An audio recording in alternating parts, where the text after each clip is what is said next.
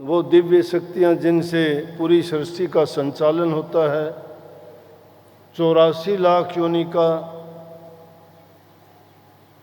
छोटे से लेके बड़े जीव का रहने का, खाने का, पीने का, जीने का, प्रजनन का, उनके तौर तरीके, हर चीज़ कितनी मर्यादा में रखी गई है।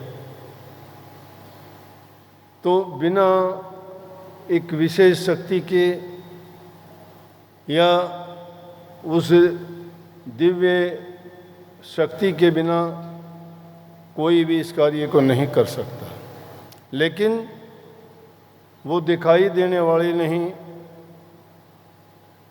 जहाँ कहीं भी आप देखोगे, जिस चीज़ में भी देखोगे, एक छोटे से घास के तुनके को भी देखोगे, उसमें भी वही तीनों शक्तियाँ काम करती हैं। क्यों? वो बीज पहले कुल्ला निकलता है, बाहर निकलने के बाद उसकी जिम्मेवारी, जिस प्रकार से विष्णु भगवान सृष्टि की रचना में काम करता है, पता ही नहीं लगता कि वो पौधे कब बड़े हुए, कब उनमें फूल आए, कब उनमें फल लगे। टाइम लगता है कब फूलों में उनमें रंग भर दिया गया, किस प्रकार से अलग अलग उनमें रस भर दिया गया। एक ही ज़मीन में एक ही स्थान पर पैदा होने वाली चीज़ों में किसी का खट्टा, किसी का मीठा, किसी का कड़वा, किसी का कैसा, कितने प्रकार के रस इस धरती माता से लेके किसने भर दिए। तो वो दिव्य शक्ति ये काम कब कर जाती है? धीरे धीरे धीरे धीरे, ये प्रकृति का नियम है, वो शक्तियाँ अपना काम करती रहती है।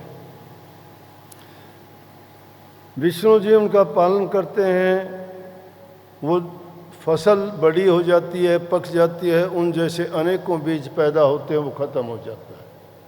मनुष्य का भी यही हाल है कि देखते देखते बच्चा पैदा होता है, जवान होता है, वृद्ध होता है, वो चला जाता है। लेकिन सृष्टि का कार्य यूं ही चलता रहता है। तीनों शक्तियाँ पैदा करती हैं, पालन करती हैं और वो विसर्जित हो जाती हैं। लेकिन इन सब में इस सर्वोत्तम जीव जिसको ज्ञान है, समझ है, वो इंसान है।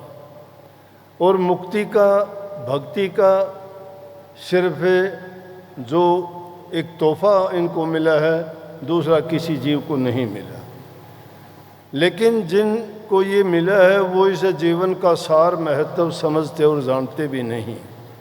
और जो जानते हैं, समझते हैं, वो अपना जीवन सफल भी कर जाते हैं।